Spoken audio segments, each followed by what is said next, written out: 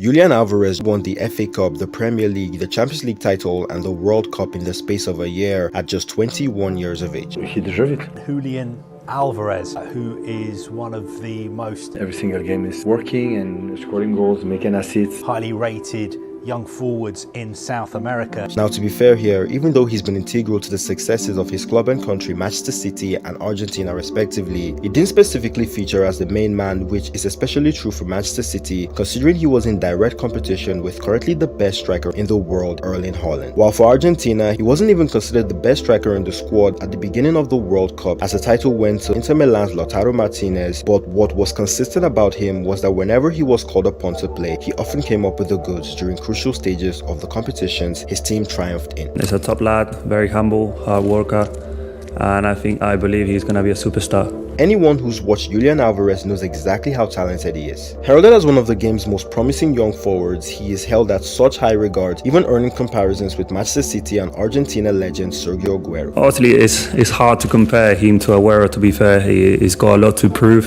For much of the time he spent in the footballing spotlight, he's been seen as a player with massive potential. He's one of the players that actually grew up with posters of Messi on his wall. There's pictures of him as a kid with Messi as well. A world star in the making, but his recent exploits has shown that perhaps that potential future superstar has already arrived earlier than predicted and is now ready to take over. And for the miss from Gundo this year, we left, and unfortunately injury from Kevin, he has the chance and he's used it. So now it's almost undroppable. With that being said, how exactly did Julian Alvarez manage to thrust himself into the spotlight this quickly, and how likely is he to fulfill his potential? This is the extraordinary rise of Julian Alvarez. After the turn of the millennium, on the 31st of January 2000, Julian Alvarez was born to Gustavo and Mariana Alvarez in Calchin, Cordoba, Argentina. Hailed by his people as a pride of Calchin, as a billboard back in his hometown suggests, Julian during his childhood was described by those who knew him as a very cheerful and joyous young boy. He grew up in a middle-class family alongside his two brothers Rafael and Agu Alvarez, both of whom, along with himself, were extremely passionate about football. Todas las tardes salimos del colegio y a la tarde íbamos a patear, siempre el juguete era la pelota. He was an excellent student in school, not only because he was getting good marks, but because he had a reputation for being a good person, with some of his former teachers making the following remarks. He always stood out for his humility and speaking little. Dreams come true if you work for them. At 7 years old, he was a very supportive, responsible, and studious boy, given to help his companions. Now he's a star, a great, alongside Lionel Messi. Despite having goodwill in school, Julian was interested in something else: football. He expressed at an early age his desire to go to football schools just like so many of his other friends, and so his parents ensured to help him with that. It was then that they approached this man, Hugo Rafael Varas. Varas was an employee from the town's municipal who also sold pizza and bread alongside owning a small football school which Julian would later enroll in. The soon-to-be Manchester City striker's parents would hand their son over to Varas, who assumed the responsibility of Julian's football career. It was clear from a very young age that all Julian wanted to do was play football, even stating at the time that his greatest dream was to play alongside Lionel Messi. Julián, y si tuvieras que elegir quién es tu ídolo en el fútbol actualmente. Tu ídolo en el fútbol, tu jugador favorito. ¿Y tu equipo que sos hincha?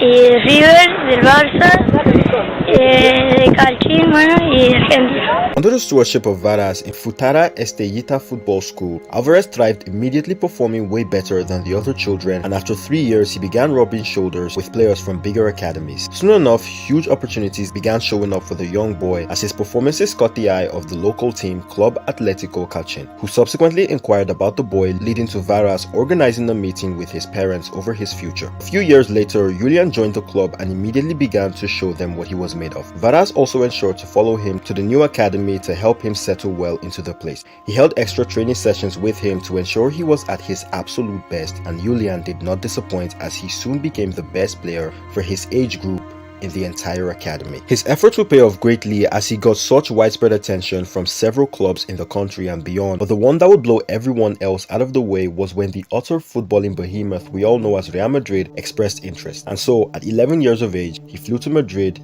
along with his parents for trials. You could imagine how optimistic he was and how euphoric he felt the moment he entered the famous Santiago Bernabeu stadium. His trials went great, Over the course of the month-long trial, he stood out in terms of his performances playing in an organized tournament and did the best he could to wow the spectators and the club officials alike, including the club president Florentino Perez. But despite his efforts, he unfortunately never got anything out of it, as the move never materialized due to an age restriction on foreign signings in Spain. However, while he was there, he did make sure to make the most out of the period by taking pictures from two of Real Madrid's famous Argentine players, Angel Di Maria and Gonzalo Higuain, the former who would later be his teammate at the World Cup years later. After the Real Madrid disappointment, Boca Juniors made advancements on the young boy, but his parents refused, stating that they wanted their son to continue at Calchin. He would progress through the ranks over there, where he would become the top scorer in the Liga Independiente football tournament, and at the age of 15, the wants to further his career elsewhere grew. Although he was facing a major challenge of homesickness, Julian felt the time was right for him to take the next step in his career and would see River Plate as the ideal club to do so, with Julian reportedly telling this to his parents: "I'm going to River Plate because I am a fan. Also, the club has the same colors as Club Calchin." Upon Julian's successful enrollment into the club, Varas and Shorte informed them about his homesickness issue, to which they tried their level best to ensure an easy adaptation. Alvarez, just as he did in the past, impressed once again. He was so good while playing for the academy that he caught the attention of first-team boss Marcelo Gallardo, who began to gradually integrate him into the first team until he eventually graduated. The striker even scored on his debut against Club Atletico Calchi.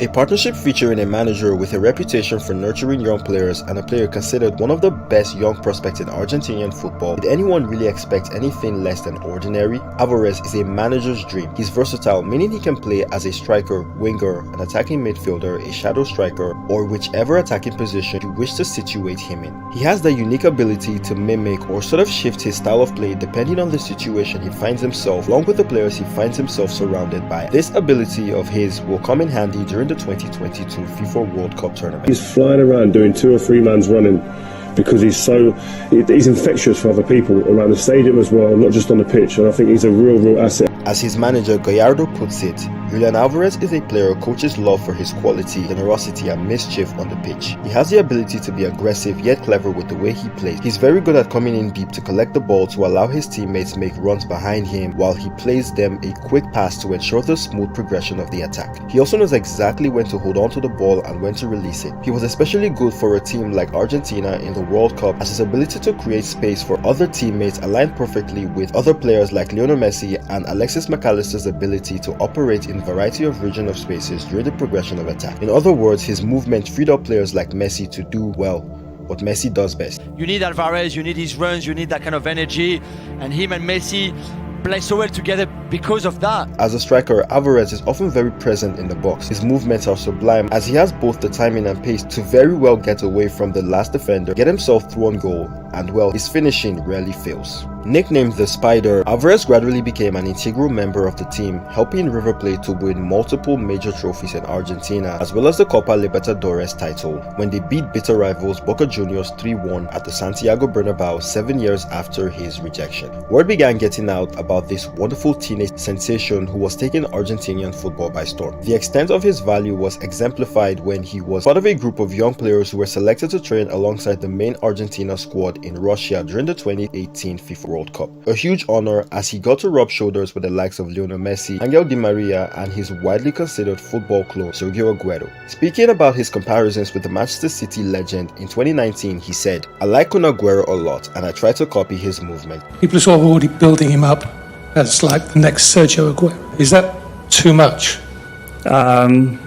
Honestly, it's hard to compare him to Aguero, to be fair. He's got a lot to prove. Just like Aguero, he can score all sorts of goals. There's power behind his shots. He's a fox in the box despite his 5'8" height. The same as Aguero, by the way. He can score headers, he's quick with his feet, he's hardworking and aggressive. The one major difference is that while Aguero tends to play more as an out-and-out striker, Alvarez is quite different from that. In 57 appearances for River Plate, Alvarez scored 23 goals, and so his performances finally got him into the Argentinian first team, where he would go on to win the Copa America in 2021, as well as playing an integral role in the team's 2022 FIFA World Cup triumph in Qatar. He only began starting in the tournament after their shock opening defeat to Saudi Arabia and their narrow victory over Mexico, to which after that, with him in front after replacing a misfiring Lautaro Martinez, everything drastically changed, and by the end of the tournament, along with the likes of Lionel Messi, Emiliano Martinez, Enzo Fernandez, and so on, Alvarez was hailed as one of the players to contribute the most to Argentina's success. To be so good, I think he's got 7 goals in his 8 starts for Argentina. It's just incredible. And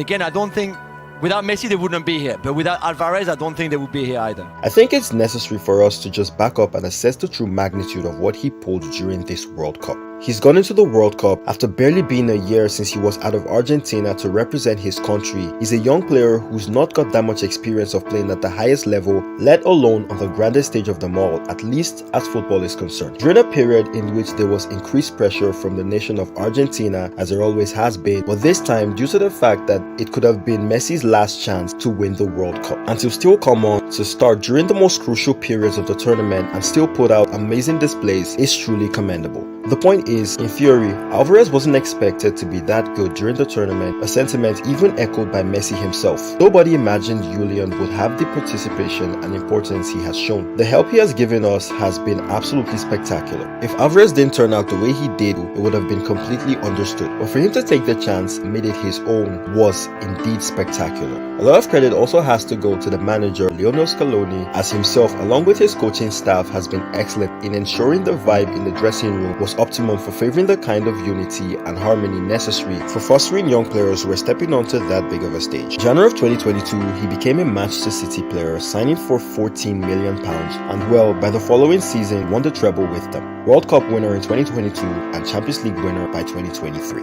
You have to tip your hat to the recruitment at the club. To find him for £12 million was ridiculous. Unbelievable business. Is one of the most highly rated young forwards in South America. Back in Argentina, his early footballing mentor Hugo Rafael Varas got a gift from the striker for being such a good influence on his career. It was a car gifted to him by Julian to help him with his work. This gesture of gratitude was so overwhelming for Varas that it drove him to tears. Despite not featuring in the starting 11 too often last season, Pep Guardiola has decided he was ready to start getting regular game time, and his performances so far this season has been nothing short of brilliant. He deserved it. Every single game is working and scoring goals, making assists, so when that happened, he deserved it. The Manchester City boss has found a new role for him, a role in attacking midfield which utilizes his great movement as well as his unselfish nature to a maximum. The Man City boss has rarely missed a chance to comment on how impressed he is of the Argentinian's behavior whenever he doesn't play. He has a very calm exterior, a shy demeanor I might add, and has made him a very easy to work with player for his managers. And for the miss from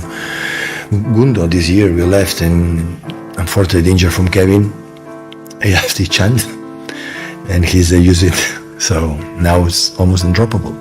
He's just as flexible off the pitch as he is on it. The perfect dose of disappointment when he doesn't play, but always ready for the opportunity. Last season we had Ilkay Gundogan and Kevin De Bruyne. Right now with the injuries, he's had minutes and he gives us a lot of good things. That's why he's playing, but he has to continue. Many games, some games he won't play. Hopefully players come back and fight for positions.